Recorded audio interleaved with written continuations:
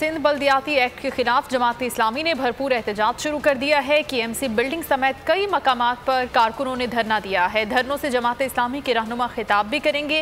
हाफिज नईमुर रहमान कहते हैं काले कानून के खिलाफ एहतजाज का दायरा वसी किया जाएगा।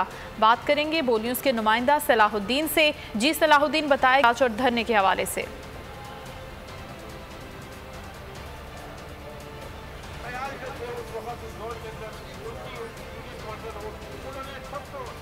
खबर आपको दे रहे हैं, जमात इस्लामी की जानिब से धरनों का ऐलान किया गया है और इस वक्त भी जमात इस्लामी के कारकुन बड़ी तादाद में धरना दिए बैठे हैं। सिंध बल्दियाती बिल के हवाले से उनका कहना है कि ये काला कानून नामंजूर है।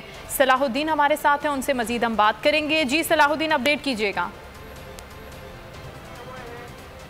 हाँ जी बिल्कुल, आज जो है वो जमात इस्लामी की जानिब से जो सिंध हुकूमत की जानिब से एक बल्दियाती एक्ट के अंदर तरमीम की गई थी, उसके खिलाफ आज शहर भर में मुख्तलिफ मकामात पर धरने दिए जा रहे हैं। इस सिलसिले में जो मरकजी धरना है वो KMC हेड ऑफिस के बाहर दिया जा रहा है, जिससे अमीर जमात इस्लामी कराची हाफिज नईमुर रहमान कुछ देर में खिताब करेंगे। उनकी मुकामी क़यादत भी यहाँ पर पहुँच चुकी है।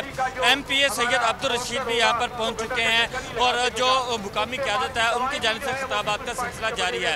जमात इस्लामी की जानिब से ये कहा जा रहा है कि जो सिंध हुकूमत की जानिब से एक्ट में जो तरमीम की गई है वो उसे हम नहीं मानते, हम उसे मुस्तरद करते हैं। ये हम काला कानून है, क्योंकि इसकी वजह से जो वडेरे हैं सिंध के, उनकी जानिब से कराची पर कब्जा किया जा रहा है और कराची के हक को जो है वो छीना जा रहा है। इस सिलसिले में जो तरमीम है उसको फौरी तौर पर वापस लिया जाए और उनकी जो तजावीज़ हैं उनको इस तरमीम के अंदर शामिल किया जाए, ताकि कराची के अवाम जो है उनको बाइख्तियार बनाया जाए। इस सिलसिले में जो है जमात इस्लामी की जानिब से आज शहर के मुख्तलिफ मकामात हैं, नाथ नाज़माबाद, डालमेन और फेडरल भी एरिया और मुख्तलिफ मकामात, तकरीबन 11 मकामात पर शहर के अंदर इस वक्त धरना दिया जा रहा है। मरकजी धरना जो है वो MA जिना रोड पर KMC हेड ऑफिस के बाहर जो है वो इस वक्त जारी है, जिससे कुछ देर में जो है हाफिज नईमुर रहमान भी खिताब करेंगे, उनकी मुकामी क़यादत भी खिताब कर रही है और इनकी जानिब से जो है बल्दियाती एक्ट को मुकम्मल तौर पर ठीक। बहुत शुक्रिया सलाहुद्दीन, हमें अपडेट कर रहे थे।